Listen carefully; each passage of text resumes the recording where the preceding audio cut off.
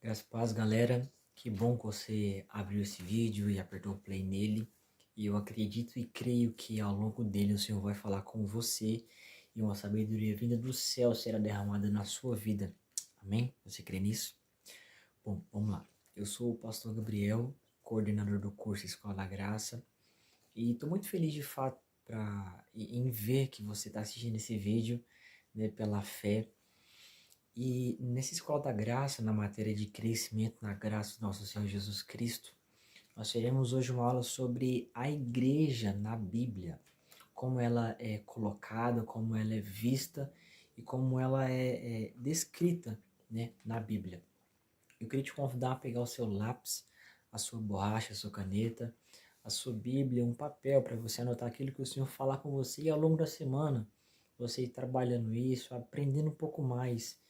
Sente que o Senhor fale com você e te oriente e te ensine. Amém? Bom, vamos lá.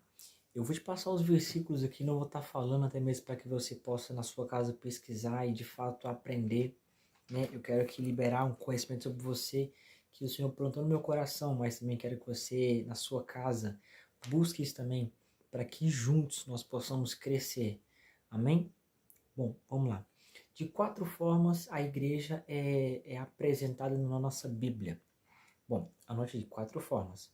A primeira dela como noiva de Cristo Jesus. A Bíblia vai falar pra gente que Deus diz que Cristo amou a igreja como um marido que ama a sua esposa de fato. Eu quero chamar sua atenção por conta disso, onde em Efésios 5, do 22 ao 27 vai falar pra gente isso. Vai descrever, né, uma passagem muito importante. E nós sabemos que a segunda vinda de Cristo Jesus será para buscar a sua noiva, que somos nós. Lembrando que quando ele vem buscar, será como num piscar de olhos. E esse piscar de olhos nos levará para as bodas nupciais, onde acontecerá a cerimônia de casamento entre Cristo, né, e a sua noiva, que somos nós, a igreja. E de fato nós iremos celebrar esse momento tão esperado, um momento pelo qual nós aguardamos, um momento pelo qual nós ansiamos muito, porque será um momento de grande alegria, onde nós não estaremos mais neste mundo, nós não iremos passar mais por tribulações, nós iremos festejar a nossa glória eterna ao lado do nosso Salvador, Jesus Cristo. Amém? Eu queria te contar algo muito interessante e que é muito libertador. Nessa cerimônia nós iremos receber nossos galardões, as nossas coroas, aquelas obras que nós fizemos sendo conduzidos pelo Espírito Santo. Lá nós iremos receber a nossa recompensa. Por isso, meu querido, permaneça firme. A Bíblia fala pra gente em Apocalipse. Anote isso e pesquise, abra sua Bíblia ao terminar esse vídeo. Amém? Ou se você também quiser pausar esse vídeo para você acompanhar a linha de raciocínio, lembrando, aqui eu estou para te apresentar o caminho, mas eu preciso e creio e quero ver você caminhando por ele. E esse caminho é Jesus Cristo. Amém? Por isso busque ele ao longo também desse vídeo. Pausa o vídeo agora. Pesquisa aí Apocalipse 19, do 7 ao 9. Depois Apocalipse 21, do 1 ao 2. Apocalipse também 22, versículo 17. Esses versículos vão falar pra gente algo muito importante. E os crentes em Jesus Cristo são a noiva de Cristo. E esperamos com grande expectativa o dia que estaremos unidos, né, juntos, para eternamente viver ao lado do nosso Senhor Jesus Cristo. Essa é a nossa felicidade, isso que nos trará uma plenitude, estar do lado do nosso Criador. E Apocalipse 22, 20 fala pra gente algo muito interessante, mas esse eu queria ler para você. Aquele que revelou essas coisas afirma, sim, em breve voltarei. E aquele que revelou foi Jesus Cristo, meu querido. Continua falando que assim seja, pois vem Senhor Jesus. Versículo 21 fala que Jesus Cristo é o Senhor e vos concedo toda a sua graça. Amém? E o que é graça? Entender que você foi aceito e da forma que você é, o Senhor te aguarda, está preparando uma morada, preparando nossos galardões, nossos coroas e como noiva de Cristo, Ele precisa e quer que você também o aguarde, o busque e chame por ele como uma noiva que chama pelo seu noivo. Amém? Bom, a segunda forma que a Bíblia trata a igreja, né, é também como família. Agora, pastor, você pode me perguntar assim, pastor, como assim família? Me explica melhor. Vamos lá, meu querido. Lembrando que a Bíblia coloca a igreja como família por conta do afeto, do acolhimento que a igreja, que de fato somos nós, iremos acolher outras pessoas e recebê-las como irmãos na fé. Nós vemos na nossa igreja, nosso ministério apostólico Tempo de Salvação, muitas pessoas que não têm a sua família por perto. E acaba que nós, como igreja, e muitas pessoas que estão lá dentro daquele templo, se tornam de fato a família. Nós temos muitos casos de pessoas que eram órfãs, hoje têm pais, moram com seus pais. Nós temos exemplos de pessoas que vieram para cá sozinhas, hoje estão morando com amigos, que se tornaram família também. A Bíblia taxa a igreja como família por conta do acolhimento. O salmista fala para a gente lá em Salmo 133, do 1 ao 3. Não esqueça, querido, pausa o vídeo, pesquise isso, vamos caminhar junto. Eu estou aqui para te apresentar o caminho, mas você quem precisa caminhar. E lembre-se, passos de fé podem despertar o sobrenatural. Jesus falou uma palavra para Pedro: vem. E Pedro, caminhando, saindo do barco, ele andou sobre as águas. Quer andar sobre as águas, querido? Pausa o vídeo aí, pesquisa lá Salmo 133, do 1 ao 3. O salmista vai falar pra gente que tratando de uns aos outros com consideração, pra gente tratar uns aos outros com consideração, com amor, incentivando ao amor, a gerar boas obras, assim como também é falado em Hebreus 10, do versículo 24 ao 25, e também em Atos 2, do 41 ao 47.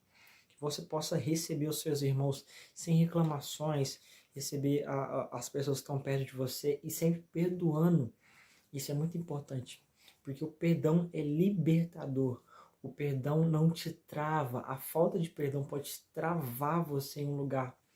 De repente você teve uma discussão com seu pai, com sua mãe, e futuramente, quando o Senhor te levantar para ser pai de alguém, isso pode bloquear você. Por conta de você não ter recebido um amor, um carinho, não ter conseguido perdoar isso, você pode muitas vezes não conseguir fornecer também por conta de não ter perdoado e deixado com que o Senhor gere amor no seu coração. Então isso que o Senhor está nos ensinando hoje é muito importante. Preste atenção nisso. A Bíblia vai nos ensinar não só como caminhar espiritualmente, mas como caminhar de fato, sendo na carne, na alma e também no espírito. Pastor, como assim você está falando isso? A Bíblia fala assim para a gente perdoar. E de fato, os nossos erros geralmente estão na alma e na carne. Então, perdoe o erro do seu irmão. Você não é perfeito também. Você é cheio de falhas, cheio de erros. E a graça de Deus é isso. Nos faz entender que nós somos aceitos da forma que nós somos. E quando eu entendo que eu sou errante, eu erro, eu fracasso às vezes. E na maioria das vezes, inclusive, né? Porque se não fosse isso nas nossas vidas, aonde nós estaremos? Quando nós entendemos que o maior errado, o maior pecador sou eu, nós não iremos julgar ninguém e, consequentemente, nós iremos perdoar os erros de cada um dos nossos irmãos. Amém? Seguir perdoando, assim como é falado em 1 Pedro 4,9. Seguir ensinando, como é falado em Efésios 4,32. Seguir honrando, como é falado em Colossenses 3,16. Seguir amando uns aos outros.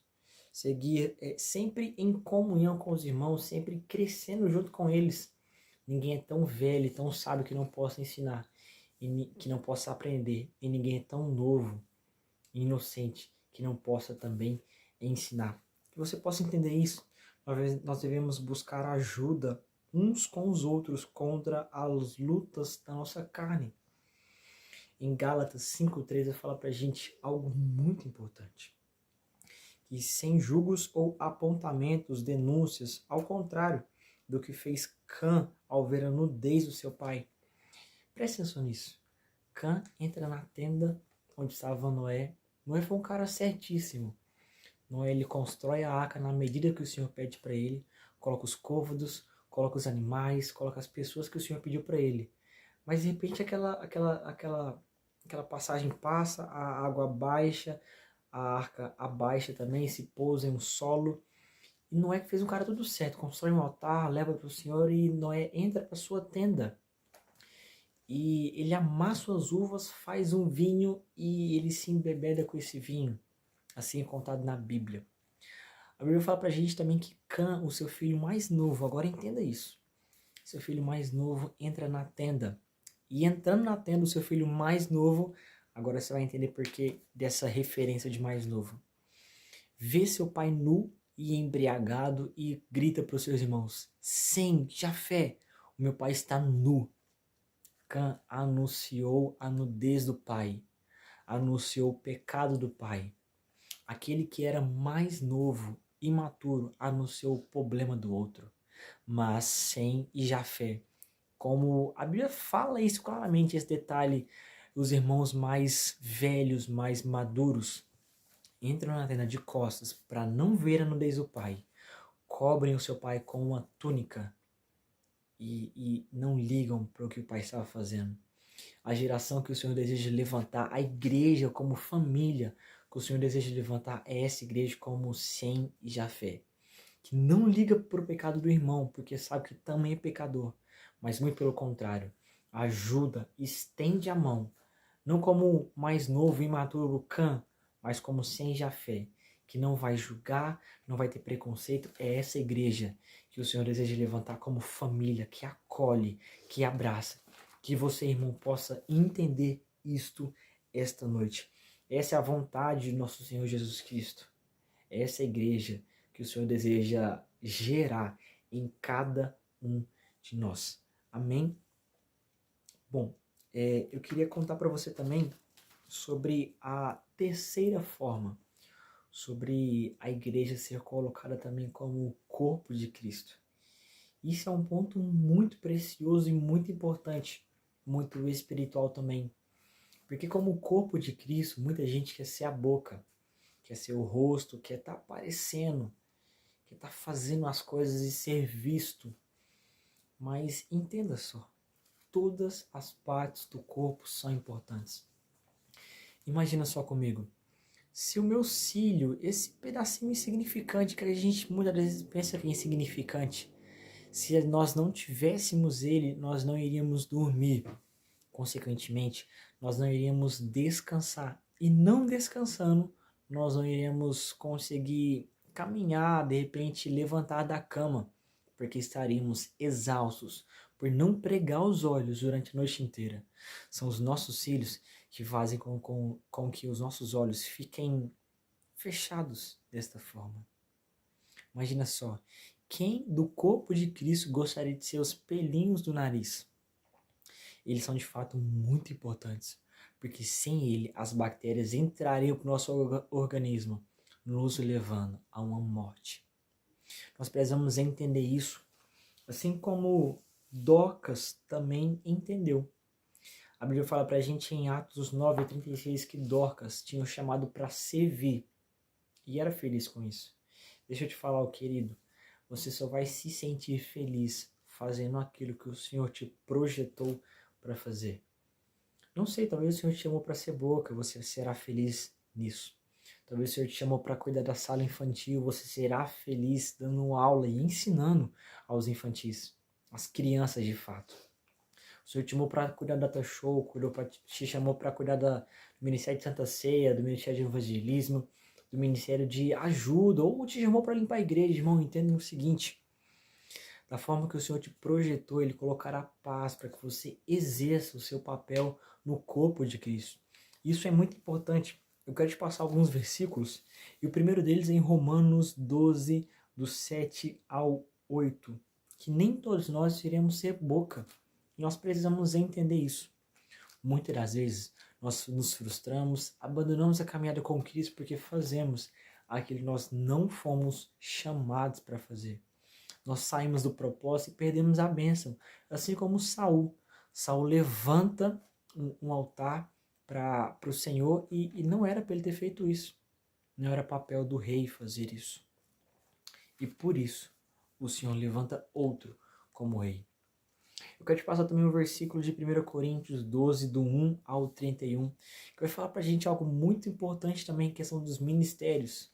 Nós precisamos entender que alguns foram chamados para intercessão, para oração, e para cada uma dessas pessoas o Senhor entregou uma unção diferente. E nós precisamos enxergar, entender e aceitar o nosso lugar no corpo. Se você foi chamado para orar, através da sua oração, vidas serão transformadas. Se você foi chamado para pregar, você de forma clara apresentará o caminho e apresentará Cristo Jesus através da mensagem que o Senhor vai gerar e transmitir através de você. Se você foi chamado para abraçar, através do seu abraço, curas serão manifestadas. E esse é o seu lugar no corpo. Irmão, entenda que nós temos uma missão, nós temos um serviço. E o Espírito Santo de Deus que habita em nós vai gerar uma sede, um caminhar, se nós cremos que nós somos importantes. Por isso entenda, você é importante demais, demais para Cristo Jesus. Você foi gerado de uma forma assombrosamente. Você faz parte de um corpo que caminha, um corpo que faz coisas que ninguém nunca mais fez e nunca fez. A Bíblia fala que nós somos chamados para ser luz do mundo e sal da terra. Nós iremos mudar a temperatura, mudar o gosto, mudar o ambiente. A Bíblia fala também que nós faremos obras maiores do que Cristo fez. Entenda algo, você faz parte, irmão, de uma obra avassaladora, de um avivamento incrível que te aguarda. E se você se posicionar, não você na sua força do braço, mas o Espírito Santo de Deus em você, provocando esse posicionamento, entenderá o seu lugar no corpo e assim você desfrutará de uma paz, de uma felicidade, daquilo que o Senhor tem para a sua vida. Amém? Amém e amém. Eu queria te convidar a fechar os seus olhos, eu quero fazer uma oração por você nesse momento. Amém? Feche os seus olhos, curve a sua cabeça, é algo muito importante. Eu queria que você, na verdade, repetisse comigo essa oração. Falasse o seguinte: Espírito Santo de Deus, revela-me a mim as habilidades e talentos que o Senhor deseja que eu use em sua obra. Coloque em meu coração como fogo ardente o lugar no corpo onde o Senhor deseja me usar neste momento. Unge as minhas mãos, os meus pés, a minha cabeça para fazer a tua obra. Derrama em mim amor por vidas e aumenta a minha fé. Em nome de Jesus. Amém, amém e amém. Bom, vamos lá. Agora o quarto tópico. A Bíblia também coloca a igreja como exército de Cristo. Isso é uma parte muito importante porque nós estamos de fato em uma guerra, em uma batalha contra o maligno. Não que haja um racha de fato aí, uma disputa acirrada. Nós sabemos que o nosso lado já é mais que vencedor. Mas dessa forma, mesmo assim, o inimigo é bobo, idiota e continua se levantando contra a tua igreja. Dessa forma, o Senhor usa os seus profetas, os seus pastores, os seus líderes para direcionar as suas ovelhas, para fazer e indicar o caminho correto, onde elas devem permanecer, o que elas devem buscar. Entenda algo. Se hoje você precisa de uma dieta, você procura um nutricionista. Se você precisa de um médico, ou está doente, você procura um médico. Se você precisa fazer musculação, se você procura um personal trainer. Se você precisa de alguma coisa, digamos que um medicamento, você procura um farmacêutico. Mas olha, se você precisa de algo espiritual, você vai procurar um pastor. E esse pastor, como um capitão do exército, ele te dará uma direção sendo usado por Deus. Agora entenda algo, ele não precisa te convencer a seguir esse caminho. Um capitão de frente ao seu exército na guerra não fica falando assim, você precisa fazer isso, por aquilo. Ele não fica explicando. O capitão tem uma ordem direta. Você vai por essa direção, porque é essa a direção. Esse é o caminho. É porque eu estou mandando e eu sei o que te aguarda lá na frente. Um capitão que está de frente a uma guerra não quer perder ela. Ele vai direcionar o armamento correto, o posicionamento correto, o caminho correto, como você deve se portar, como você deve andar, a forma, a camuflagem, tudo direitinho. E assim, a Bíblia descreve a igreja como um exército. O pastor, o cabeça da igreja, o profeta, ele é aquele que recebe as direções do Senhor. E como um capitão, ele passa para a sua igreja, para que a sua igreja não venha perder a guerra, ou de fato ter um desfoque. Lembre-se que nós somos mais que vencedores, mas precisamos entender que nós estamos do lado de Cristo Jesus. E como capitão, o profeta sempre passará as direções para que possamos permanecer neste caminho. Não tirando os olhos de Cristo, mas permanecendo olhando para Ele, fixos no ato da cruz, porque lá nós ganhamos essa vitória. Lá nós somos redimidos, santificados, purificados, justificados.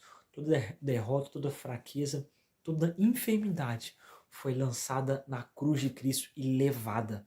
Nós não temos mais, não podemos tomar posse, não podemos aceitar nas nossas vidas qualquer tipo de derrota, qualquer enfermidade, qualquer tristeza, solidão, porque nós nunca mais estaremos sozinhos.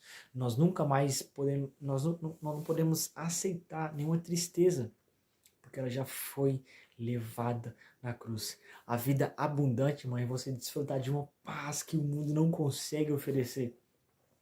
É você desfrutar de uma felicidade que as pessoas vão olhar para você e falar assim: poxa, mas aonde essa pessoa arruma essa felicidade? E você terá uma única resposta: eu estou seguindo aquilo que o meu capitão pediu. E seguindo a direção dele, nós iremos desfrutar de algo poderosíssimo. Eu quero te falar, querido, é uma vida abundante. Entenda isso. Dessas 4 formas que a Bíblia coloca a igreja. Entenda. Ele quer nos passar a forma que ele nos ama, a forma que ele nos direciona, a forma que ele deseja que nós venhamos estar. Porque ele morreu na cruz. Hoje nós iremos aguardar para se encontrar com aquele que entregou a vida por nós. Porque ele morreu na cruz, se entregou na cruz. Hoje todos nós somos irmãos pela fé e somos uma família, podemos acolher, cuidar, perdoar, amar as pessoas. Porque ele se entregou na cruz de Cristo. Hoje nós fazemos parte de um corpo celestial que futuramente desfrutará de uma glória eterna. Porque ele se entregou na cruz de Cristo. Hoje nós fazemos parte de um exército que é mais que vencedor em Cristo Jesus. Entenda algo muito importante, querido. Você faz parte, está sendo chamado, convocado para o exército de Cristo Jesus. Não abandone o barco. Não pare de forma alguma o seu deserto, o seu testemunho. De repente você não consegue, pastor, eu não consigo honrar o Senhor, não consigo buscar nele. Entenda, meu querido, a direção está sendo passada aqui. Comece a crer que ele vai provocar em você essa mudança. Comece a crer que ele vai provocar em você perdão, amor, ele vai gerar em você a nova aliança, querido. A graça de Deus é isso. Não é nós que fazemos mais, mas ele em nós provoca esse efetuar, esse fazer. A Bíblia fala que quando Jesus ressuscitou e foi para os céus, ele falou que ele deixaria o outro consolador para nos conduzir. E acredite, ele deseja nos conduzir a experimentar essa vida abundante, a tomar posse das nossas vitórias nesse exército, a tomar posse da nossa família que o Senhor deseja nos entregar, a tomar posse do nosso lugar no corpo e de fato desfrutar de uma paz, de uma felicidade que ele deseja derramar sobre as nossas vidas na função que ele pediu para que nós venhamos a seguir. Pastor, eu não sei o meu chamado, eu quero descobrir, e de repente eu não estou feliz porque eu não sei para que eu fui chamado ainda. Entende, irmão?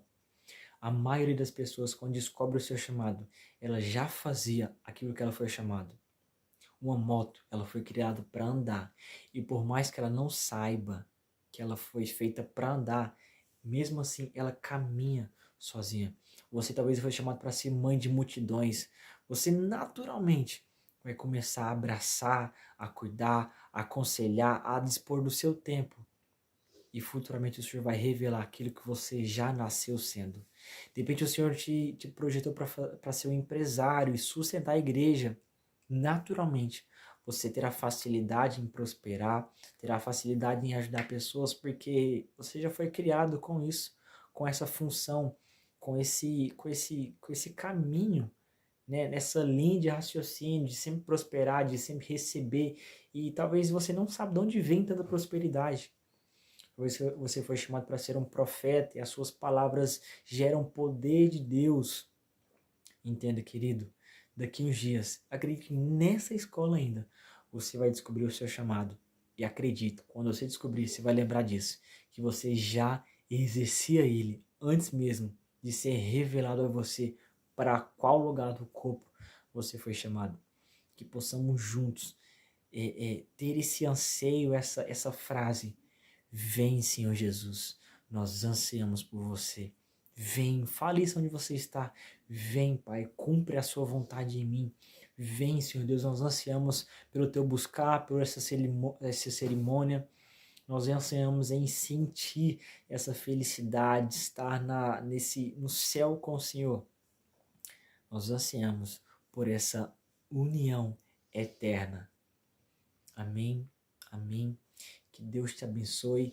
Lembre-se, os versículos foram falados e espero que você pause o vídeo para que você possa pesquisar, aprender um pouco mais, porque o Senhor deseja falar com você no seu individual. Lembre-se, você faz parte de um exército, do corpo de Cristo, da família de Deus. Você é noiva de Cristo e cada uma dessas formas é para o Senhor te mostrar a forma que Ele cuida, que Ele quer você, que Ele te espera, que Ele te envolve. Entende, irmão? De fato, nós daqui um dia estaremos unidos para sempre na glória eterna com Cristo Jesus. Que Deus te abençoe.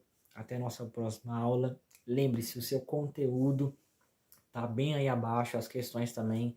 Responda e que o Senhor possa gerar em você e derramar sobre a sua vida. É o que eu declaro e profetizo sobre a sua vida, um conhecimento, uma sabedoria vinda do céu. Em nome de Jesus. Beijo.